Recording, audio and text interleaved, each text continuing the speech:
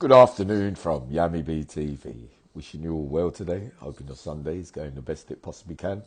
I'll be thinking back in the day, and sometimes during crimes, we can think that they're going to be easy, and you're just going to turn up on robberies or basically any kind of crime and think you're just going to go in and take it without having any comebacks. You're not going to get nicked. It sounds easy, but on certain days it can go really badly wrong, especially when there's weapons involved as well. So every scenario can turn out so different. Things you don't plan for, that you don't think can be foreseen, they can happen. And on such a day, just before the year 2000, I was running about like a madman over South London, and I got a phone call. One of my old friends, Darren Wallace, heavy stuff he is, proper. I always looked up to him in prison. He used to send me the odd few quid now and again. But I've answered the phone.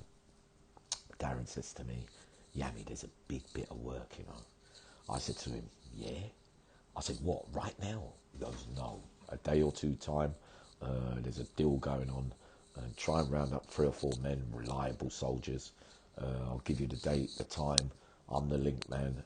But I said, what, decent amount of money? He said, yeah, decent amount of money. So I said, all right, Darren. I said, I haven't had much sleep lately. He said to me, Yammy, go and get your head down and go and get some rest. I said, yeah, it's safe. All right then. So I hang up the phone. So in my mind, I'm getting excited. My heart, how hyperactive I get, especially during these times when I was wanting everything all at once, right now. I rang my first in command. I found violence. Wow, all violence, so reliable. All I did, I said, V, big bit of work coming up. He said, what are you telling me? Bank or drug dealers? I said to him, drug dealers. He goes, say no more, just call me when you're ready. And he just hanged up the phone. He's just so on it. Then I rang different style. Different styles, very versatile. He can do anything. He can fit into any role, and he's a bit like me, really, old different style. Give him a call. He said, yeah, what are you telling me? I'm hungry, man. I said, I know. That's why I'm ringing you. Something's come up. He said to me, right, what you saying? When you're ready? I said, we're going to need a little piece as well. Thing, you know what I mean, a machine, a gun, right? He said to me, yeah. I still got that old one from way back in the day. I said, all right, just bring that. Probably not going to have to use it or thing, but, just bring it anyway. Then I rang Human Being. Me and Human Being always had ups and downs because, he's always saying that he's the greatest. But, in my mind, I always think that I was the greatest. But the reliable soldier, that Human Being, never to be underestimated. So then we got to think about a driver. So during them days, it was always good to get a lady driver. We know how it is and how it was. And I thought of, she's been on a few things before, and she's very strong, but she's also a pain in the arse as well. But I phoned Amanda Green and I asked her, I said, would you be able to do a drive for me? It's a big one. She goes, I'm ready whenever you are. I've told you this many times before. I said, oh, God, there's always got to be an answer to something. Yeah, safe Amanda, man. You ready then? All right, can you get the car? I've got the car. Everything cool. So you picture it. Me, violence, human being, different style, and Amanda Green. So they're saying when? I said, all right, let me get some sleep. In the morning, I'll get back to you. In the morning, Darren rings again. He says to me, Yammy, it's on. It's a kilo of coke you've got to bring. So bring up some sodium, what is it called? Sodium carbonate. Make it look like a kilo. And then when you get down the other end, there's going to be 28 to 31 grand. Right? So I said, yeah. So basically, we were planning to rob some drug dealers. But really, we were coming with fake gear. But they've got the money, so all we're thinking about is that, you've got to divide it up 5 ways, and Darren's going to want his cut as well. But it's all right. It's an easy, sounds like a very easy move. So we all get prepared. We get all the kit on. It's planned for the night time, and it's the next night. So we're all meeting up. So we got in the car, right? Amanda Green's driving. You got violence in the passenger seat. That's it, like I said to you. We saying, V, everything cool. Yammy, man, nice one, man. What is it? Easy one. Yeah, I said, I'm hearing what he's saying, Darren. It's yardies. So I'm thinking, yeah, but Yardies already having it difficult. I said, no, some of them are more cool, like thinking that Darren's saying that it's all sorted, it's trustworthy, blah blah blah blah blah. So I'm saying, yeah, I have to take Darren's word. It is an easy bit of work. What did he say? It's like going in to take sweets out. It's like going to take sweets off children. I thought, well, as easy as that. And I was thinking, well, why ain't you walked in there, Darren? So we got violence, me and human beings, gas. I'm the greatest. I'm full of energy today, Yammy and blah. I've heard all this before from her. Remember, Yammy, what about the last bit of work, the number 2 we did? You remember that time? He's always going on about boss, but he has always delivered. Different styles, just so cool. Very charismatic, funny, but he looks at every situation as he sees it, and he's often right as well. But he has got tremendous bottle, and he has history for doing a lot of dirt back in the day. Amanda Green, her history, you know, for a lady, it's almost frightening. I've yet to see her scared of anything. So we all meet up. We got to. Different style comes with the money. So, I mean, the gear. So it looks like it's all packaged up, it's all done nicely, it's all ready to go. And so we're thinking, right, get down there. So we've got to drive over South London, right, which is Brixton. So we're on our way, driving. Everybody's silent. Everybody knows their part. I'm saying to them, it's a basement flat, right? So it's dark. You can go down the stairs and think, but we're all going to go in together. I said, who's got the pieces? Right. No, Violence asked me, he says, yeah, who's got the pieces? I said, yeah, I got the shotgun, right? Different style as the handle gun. So we've got the arms fully loaded, blah, blah, blah. But what I haven't told them is that my shotgun hasn't really got no bullets, but it's still frightening, blah. But on the way there, Violence looked at me and he said, Yammy, have you got the real thing in there? It's not none of that silliness thing, because you know it could get really silly. I said, no, B, I've got the thing. The thing's ready, man. If it go off, I'm just going to let it off. So we get down to the road. We wait outside for a few minutes. Darren gives the call. I get the phone call. Yeah, we're on the way. We're just down the road. You're not speaking to a Jamaican guy. Apparently his name is Devon. Big geezer. Feels like he's done it all before. So I'm thinking, right, simple thing. We all get out the car. But I notice Violence is first in front, as always. Different style second. I'm trying to push my way through things, because you remember I'm carrying a kind of shoulder bag with the supposed shotgun inside.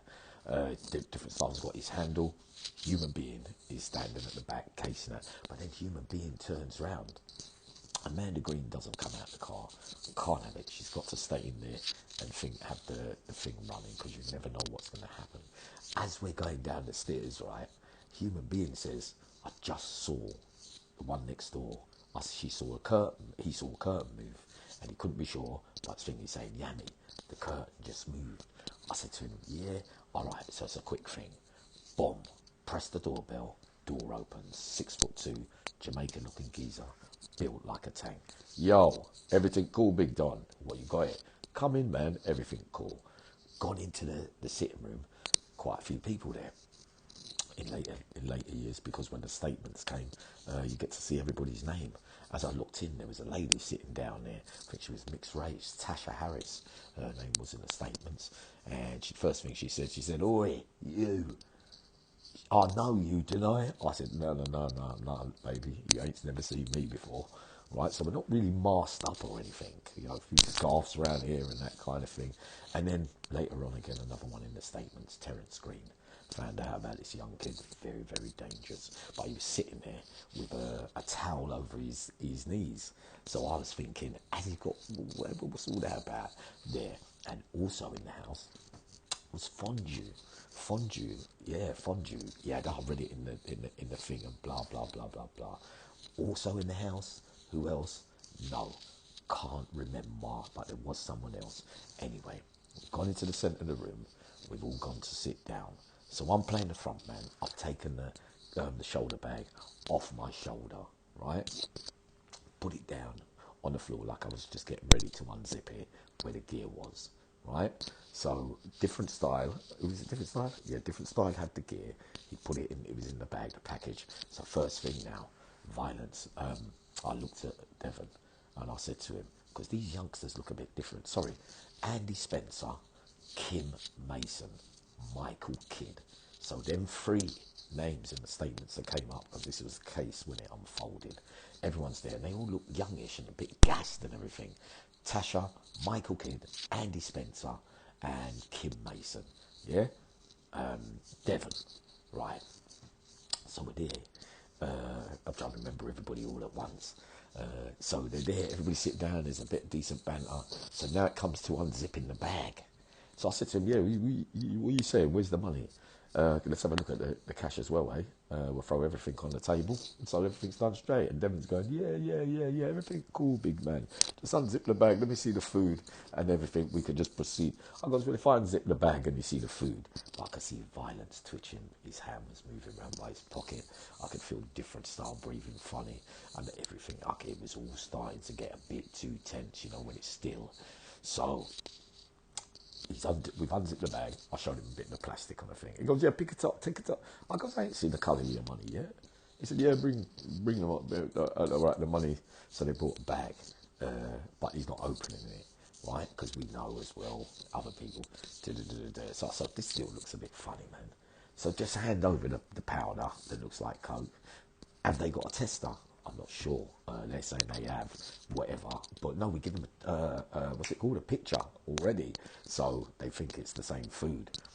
Anyway, they won't open the bags. But straight away, this young kid, Terence Green, comes out of nowhere with a gun. But just as I was about to, I was a bit slow, but different style had already drawn the gun. His little handle, he had it on there. Human being was on it in a flash. But Terence Green had a gun. Kim Mason had a gun. So everyone has a gun. So me and Devon are just fronting each other, looking. I'm saying, boy. They said, yeah, you pass the drugs. Because it was coming like they come to rob us. Oh, my days. So then we know now we're going to try and grab the money. So we know now that there's not going to be no money in there because it's going to be a thing. So there's no good real gear. There's no real money. But everybody's freezing. But then we could hear police sirens. So that tells me somebody has rang the police. Human being was right. It was the person looking out the window. So we came up, we started to back out with the guns. Everyone's going backwards, all the way up the stairs. Jumped in the car, backed out. Everyone, no one fired, no shots. So we jumped in the car. Police sirens all around. They're already down the road, and I'm talking about loads of sirens. So we zoom off. The other 3, 4 or 5, they jump in their car and they start trailing us. So now you've got 3 police cars, a van, some things. So the flying squad are going to be in there. I've got human beings got a vest on, right? So remember, I've still got the bag with the powder and thing. We're driving in the car to corners, blah, blah. We're doing quite well. Everybody's driving off, but they can still see us. We get to near the motorway and bang, the powder goes out the window. Even though it's only carbon drugs, it can still be used as something that you try to pretend that was drugs, apparently. But the gun, the vest and all that, the evidence that leads to that kind of stuff, oh God. So, different styles. Gone to throw the gun. He's got out, as we're driving, I'm saying, throw it now. So he's threw the handgun outside the window and the gun has gone off. Bang. Thankfully, never hit no one. The sirens are still going, but obviously they heard the bang, so now it's going to get really serious. I've still got the bag. We got rid of the powder thing. That was all sprayed out onto the floor, so he was doing really well. So I'm thinking, I don't really need to throw the thing. They're saying, Yammy, the shotgun, man, get rid of the shotgun. I'm saying, no, don't worry about the shotgun.